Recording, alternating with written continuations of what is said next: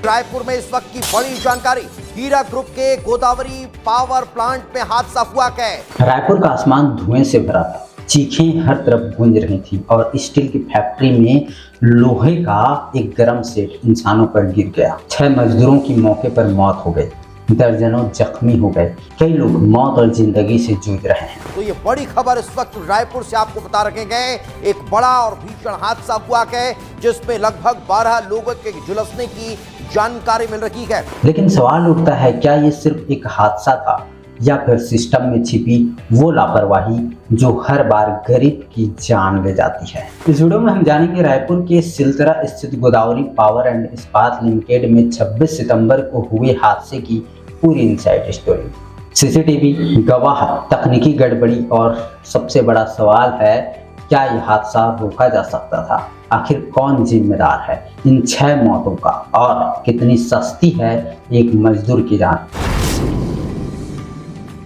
26 सितंबर 2025 को दोपहर करीब 4 बजे रायपुर के सिलतरा इंडस्ट्रियल एरिया में मौजूद गोदावरी पावर एंड इस्पात प्लांट के अंदर टेम्परेचर कंट्रोल यूनिट में एक तकनीकी खराबी की सूचना मिलती है। मेंटेनेंस टीम और तकनीकी अधिकारी मौके पर जांच करने पहुंचते हैं। अचानक एक बड़ा लोहा सेट जो ऊपर से गर्म होकर लटक रहा था नीचे गिर जाता है। गर्मी इतनी ज्यादा थी कि सेट से टकराते ही मजदूर झुलस गए, कुछ दब गए और मौके पर 6 मजदूरों की मौत हो गई। बाकी घायल लोगों को निजी अस्पताल में भर्ती कराया गया, जिनमें से कई की हालत अब भी गंभीर है। लेकिन असली सवाल अब उठता है, ये मशीन टूटी कैसे और क्या इस फैक्ट्री में पहले से खतरे के संकेत थे? सूत्रों के मुताबिक टेम्परेचर कंट्रोल मशीन में पहले से तकनीकी गड़बड़ी थी।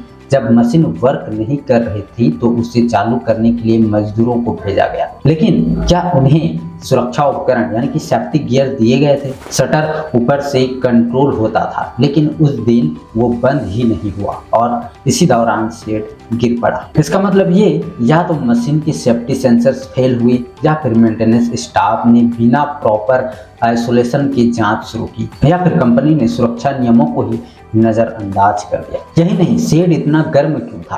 क्या फैक्ट्री में हीट एक्सपोजर की कोई सेफ्टी प्रोटोकॉल लागू नहीं थे? और सबसे खतरनाक बात यह है, क्या मजदूरों को जानबूझकर बिना पर्याप्त सुरक्षा मेंटेनेंस के लिए भेजा गया? गोदावरी पावर एंड इस्पात लिमिटेड छत्तीसगढ़ की जानी मानी स्टील और पावर कंपनी है, लेकिन यह पहला मौका नहीं है जब सिलतरा के किसी प्लांट से हादसे की खबर आई हो। 2022 में भी इसी क्षेत्र में एक ब्लास्ट फर्नेस हादसा हुआ था जिसमें मजदूर झुलसे थे। सवाल उठता है, क्या इन इंडस्ट्रियल एरियाज में सरकारी निगरानी नाम की कोई चीज भी है? क्या फैक्ट्री सेफ्टी ऑडिट केवल कागजों तक सीमित रह गई है? इंडियन फैक्ट्री एक्ट के अनुसार हर हाई टेम्परेचर जोन में काम करने वाले मजदूरों को PPE kit, heat isolation gear और इमरजेंसी प्रोटोकॉल देना बहुत जरूरी है। लेकिन रायपुर में हर साल ऐसे 5 से अधिक हादसे होते हैं और कार्रवाई होती है तो कुछ क्लोज नोटिस और मुआवजा के नाम पर। मौके पर मौजूद मजदूरों ने बताया कि हमने अंदर से आवाजें सुनी, तुरंत पास की दीवार तोड़कर पीछे के रास्ते से करीब 25 मजदूरों को बाहर निकाला गया, लेकिन जिन पर शेड गिरा वो इतने गंभीर रूप से फंसे हुए थे कि उन्हें बचाया नहीं जा सका। घायलों को निजी अस्पताल में भर्ती कराया गया, जहां कुछ की हालत अब भी गंभीर बनी हुई है। सवाल यह है, प्लांट में एम्बुलेंस स्टैंड बाय क्यों नहीं थे? फायर सेफ्टी या फिर रिस्पांस टीम कहां थी और बचाव कार्य में देरी क्यों हुई? फिलहाल धरसींवा पुलिस ने जांच शुरू कर दी है, लेकिन सवाल फिर वही, क्या ये जांच सिर्फ औपचारिकता बनकर रह जाएगी? और उन अधिकारी के ऊपर कितनी बड़ी कार्रवाई होनी चाहिए? आपके माध्यम से मैं मांग करूंगा कि उन अधिकारियों के ऊपर अटेम्प्ट टू मर्डर का केस दर्ज होना चाहिए। हम मांग करते हैं कि फैक्ट्री प्रबंधन पर गैर इरादतन हत्या का मामला दर्ज, मजदूरों के परिवारों को सिर्फ मुआवजा नहीं, स्थायी नौकरी और बीमा सुरक्षा मिले। रायपुर समेत पूरे छत्तीसगढ़ के इंडस्ट्रियल प्लांट्स का सेफ्टी ऑडिट हो, क्योंकि अगर आज ये सवाल नहीं उठेंगे तो कल कोई और मजदूर, कोई और परिवार उजड़ जाएगा।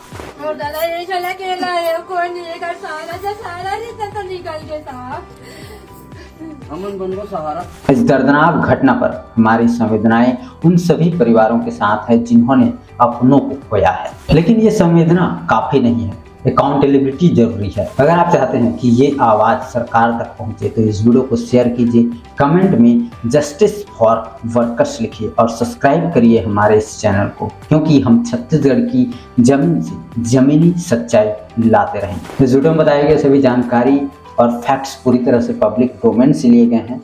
उसके सारे लिंक नीचे डिस्क्रिप्शन में मौजूद है, आप खुद जाके वेरीफाई कर सकते हैं। हम मिलते हैं आपको अगले इंटरेस्टिंग वीडियो में, अगले किसी कहानी के साथ, अगले किसी जमीनी सच्चाई के साथ में मिलते हैं आपको अगले इंटरेस्टिंग वीडियो के साथ में। तब तक के लिए नमस्कार, जय जोहार, जय छत्तीसगढ़।